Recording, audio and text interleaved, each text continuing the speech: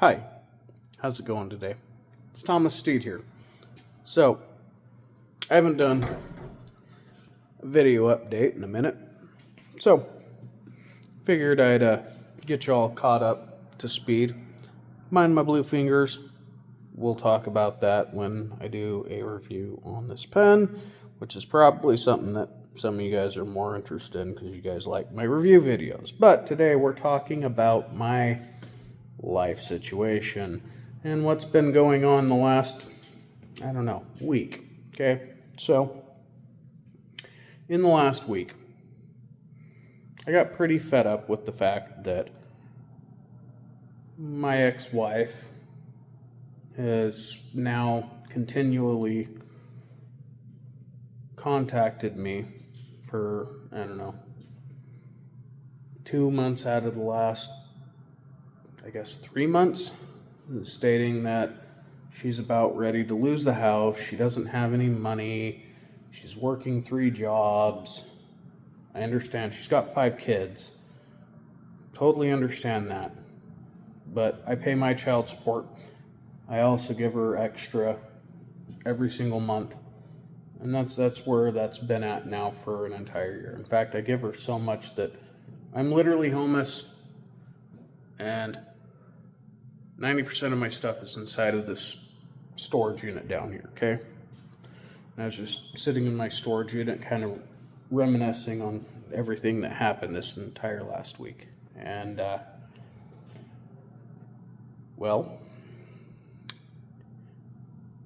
kind of got sick and tired of it. And so I decided that I was going to go down to Brigham City, where her other baby dad lives, and I was going to confront him about the situation and try to come to some sort of a reasonable understanding. And so, without any money, mind you, I'm technically homeless, okay? I had no money. No means to make sure that I got there by any means. And I basically just hitchhiked straight out of Boise all the way down and got dropped off in Plymouth, Utah. And then from Plymouth, Utah, I went to his aunt's house in Bear River. Now, here's the story from Boise to Plymouth, because this is almost a wild story in of itself. So, I was at the Boise airport, right? And it was like the day after Thanksgiving or whatever, and I was pretty frustrated with the whole situation as it was. And so I just said, well, fuck this. I'm tired of hearing about it. I'm going to go down and I'm going to take care of the situation. As any reasonable man would. They might not have handled it the same way that I did, but most reasonable men would try and handle the situation the best that they can. Mind you, it's me handling this, so I may not handle it the same way that a lot of other people may have handled this. But it makes this story fun, okay? That's the best part of this. So you're going to get to listen to this story, okay? So I get some Russian dude that drives me out to the first truck stop outside of Boise, and we just sat there and just shot the shit on politics. And this dude's been like the U.S. national for a minute, like for a solid minute. And he was just, we were just on point on every single topic, and he was just like, you don't understand how hard these leftists are trying to do the same thing that they did to us in Russia before communism took over. So that was its own ridiculous confirmation. Great. I probably just got banned off of YouTube just for even talking about that. Okay? Stick past it, because we're going full on here, boys and girls. So, I have a bottle of vodka with me, just to, keep the spirits up in this entire journey, because Lord knows the only thing that's going to make a man confident enough to hitchhike all the way, I don't know, almost a quarter across the damn country is liquid courage. So, I was pugging on that slightly the entire time. Now, don't hate me for it. I understand. My mom's probably going to watch this and she's going, oh, how are you going to talk about that? And you're going to drink that beer while you're on camera. Oh, it looks so bad. Meh. That's what I got to say about that, ma. Now,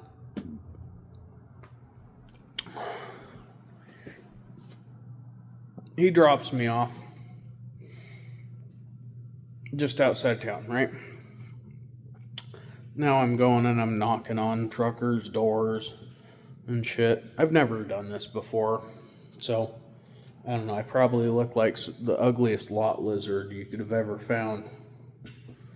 I mean, I bet you there's probably a couple of them truckers that open their windows and were like, what the fuck's this dude knocking on my door? This ain't some fucking ugly ass 40-year-old toothless crackhead. So, anyways, that's what I was doing. Knocking on doors like a fucking hooker. And then I run into this one dude. This one dude and his dog. I don't remember his name. But I did send a picture to Salina 52 truck stop of me in his truck. So, if you want confirmation, Salina's got the fucking photographic proof. So, I ride with this guy. I was amazed that I didn't fucking die riding with this guy to Jerome. This dude was full on straddling his fucking steering wheel with his arms and doing this shit, and I was just like, what the fuck is going on? I didn't know if this dude was drunk, coked out, or what the fuck was going. He might have been on meth, as far as I know. No fucking clue. But I made it to Jerome, and he went where the fuck he was going. Hopefully he made it there all right. I don't know. I haven't heard any news stories yet. But he wasn't the greatest driver. I've been with some fucking shitty drivers before, so who am I to make a fucking judgment call? He has a CDL. I mean, technically, fucking California gives fucking CDLs to fucking Indians that just drive on the side of the road and fucking randomly kill a bunch of fucking people because, they think they can drive in the United States like they do in India.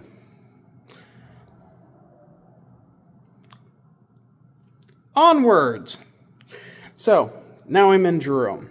You get stuck in Jerome for, I don't know. It's probably a good, 3 hours or something like that. And I got a few beers. At this point, I already polished off all the fucking vodka. And I'm starting to lose a little bit of hope. After sitting for 3 hours at this gas station and having the clerks already come out and say, hey, are you soliciting? I'm like, soliciting for what? I'm just trying to get a fucking ride out of here. I ain't trying to get my dick sucked. Like, what the fuck are you talking about? And they're like, oh, okay. Well, we get that. Just, keep it to a low level because, people don't really like that around here. Now, mind you, I've gone around and I've already knocked at most of the fucking truckers' windows and stuff like that. And this is why, when I tell you guys, young men, it is important to learn Spanish enough that you're able to slightly communicate at the least. Okay? Because the one group of people and the one language that we will inevitably always have to work with and deal with in the United States is Spanish. Even in Europe, they deal with Spanish. Okay? So, Spanish, it's the language of love. It's one of the father languages to English. So, I mean, it's really not too far off from English. So, realistically, learn it. There's a little bit of like some differences on the ends and stuff, and you can kind of fudge it here and there with somebody who can fudge it back and forth. And if you don't both speak enough of each other's languages, you can still kind of communicate enough to understand what the hell you're trying to communicate. That's like honestly like your best situation other than just like pulling out Google Translate. So that's another lesson for you. So anyways, communicating with this dude in Spanish who was driving truck, he didn't understand exactly what it was that I was trying to say to him. But at some point in what I was saying, I said, I'm trying to get somewhere and I have no money. And so he just pulled out his wallet and handed me $20. And I was like, no. And he's like, yes. And he basically insisted that I take this $20, okay? So I didn't really have much of an option at that point, because if you say no 3 times and they continue to insist, then it's considered rude. And that's facts from most cultures. You're supposed to deny a gift at least 3 times in that sense. And then if they continue to offer it a 4th time, that means that they actually meant it and it wasn't just something that they were doing to save face, I guess. Very much more so in like Middle Eastern and Indian cultures. That's very common. So if you don't know that, you should know that. So that's something actually that I personally implement into my own life, is that I don't just take gifts from people. I have to say no. Like I don't need that. And then if it's continued to be pressed on me at that point, that means that they really want me to actually have it, and then I'll take it. So, anyways, regardless, that's how I ended up getting a little bit of money at that point. Walk around the front of the store, and there it is. This lovely looking camper trailer. It's like a Class B RV. And there's 2 elderly ladies. One of them's pumping the gas, the other one's walking into the store. And so I go and I had already been sitting down in the front of the store, just kind of like getting down, man, like getting depressed. So I look up and I look at them and like, they look like they're traveling, obviously. So I walk up and I'm like, hey, my name's Thomas. How are you doing today? And she, responded, and I was like, so I really hate to bother you, but I'm trying to get down to this place so that I can try and figure out how to take care of the situation involving the conglomerate child support that should be going to my ex-wife that's not going to her. Because I'm paying over my share and she's saying that he's not paying his. And I need to figure out exactly what's going on here. And they were like, okay. She said, let me talk to my sister. She goes and talked to her sister. Sister was okay with it. And then she's like, we got to make sure that the dogs are okay with it. It's like, all right. So they let the dogs visit me. The dogs loved me. They're like, okay, you're perfectly fine. If the dogs love you, you're good. So I hop in. And they take me from Jerome, Idaho, all the way down to Tremont, Utah. And they let me off at the exit in Tremont. And from there, I walk over the bridge, over to a Burger King, where I needed to use the restroom, because I had just been in the truck from Jerome to Tremont. And use the bathroom, get out, come out, see this dude pulling up to the drive-thru window. They don't know what they're doing. They're freaking sitting, not doing their job fast enough at that truck stop. I don't know why, but they ain't. So I walk over to this dude. I'm like, hey, I need a ride into Bear River. Can you help me out? And he's like, yeah, I'll give you a ride. So I hopped in with him, went to Bear River, and went to my ex-wife's other baby daddy's aunt's house, which is the only place that I knew where to go to try and find him. Get there. Mind you, at this point, my ex-wife has already contacted all of them and made it out to be something completely ridiculous. I may have embellished a few things just to kind of set her off, but I didn't think she was going to go that far with it. So I show up and he's already got his gun on his hip and thinks that I'm showing up to fight the other baby daddy, which I did state that, if he wasn't willing to work things out reasonably, I might have to punch him in his mouth. I did say that. But we never came to that. And the vast majority of the reason that I said that was just because, she fucks with me enough that at this point, I should be able to fuck with her back to some degree, I think it's fair.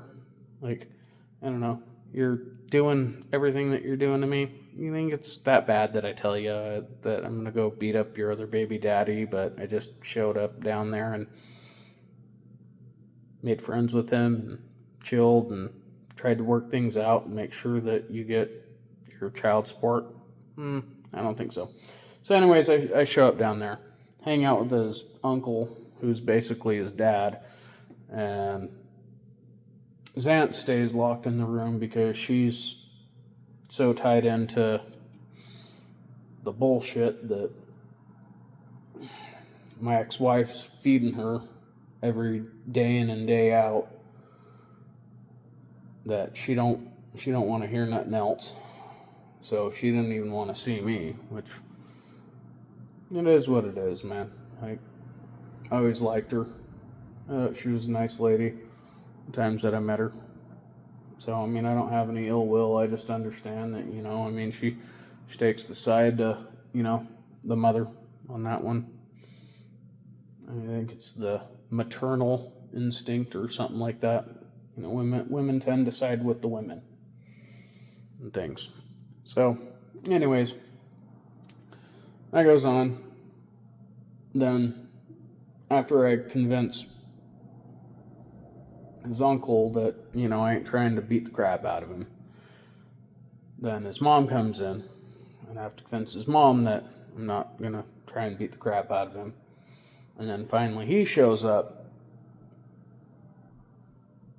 and I didn't have to beat the crap out of him. He was actually pretty chill. He walked in trying to get all hyphy or whatever, and I just reached down and I grabbed a beer and stuck it in his hand. And I was like, "What's up, bro?" And that just totally de-escalated the entire situation, because he thought he was coming in to fucking fist fight me. And I was just like, "No, here's a beer. Shut up." And it worked perfectly. And then, we hung out for a while. We arm wrestled. We did a little bit of slap boxing. We did a little bit of wrestling out in the front yard. All fun and games, Good sport, for young men who need to get something out without, actually beating the crap out of each other. So we had a little bit of fun doing that. And then afterwards, we went back over to his cousin's house and crashed out there for a couple of days. Then his dumbass went and got himself in some fucking trouble one morning when I was supposed to end up going back to Pocatello, which, I guess ended up working out for my travels better, and hopefully it, kind of gave him a little bit more of a wake up or whatever. So I ended up catching a bus like 3 days out from showing up. So I spent like 3.5 days with, his mom that I'd never met, and his cousin that I'd only met briefly. And, at that point he had a pretty negative opinion of me because of what had been being said about me to his family because of my ex-wife. So it was just like this whole smear campaign back and forth that, I guess at the end of the day is the thing that I'm the happiest about that got cleared up, is that, like, all the bullshit and all the lies, all the smears that had been flown back and forth between both sides through her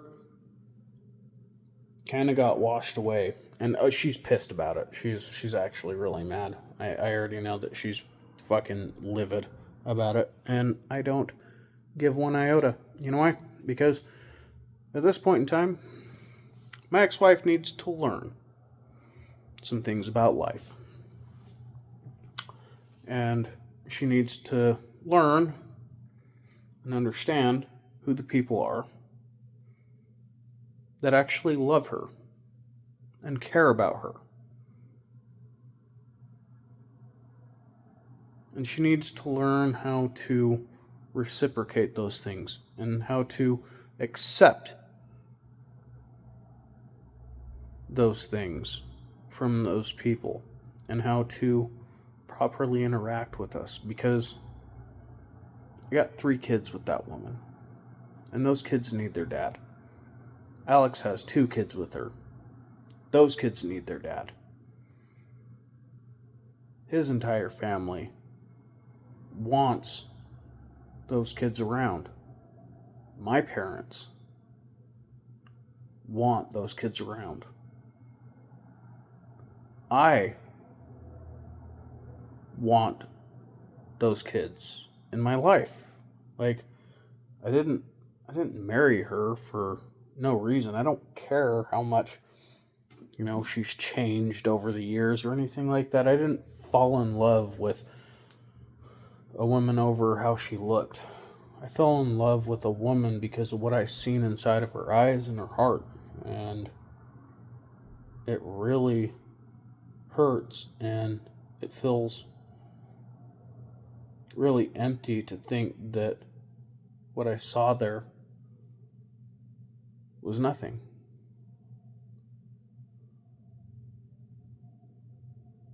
So, Anyways, thank you. Y'all have a good day. God bless.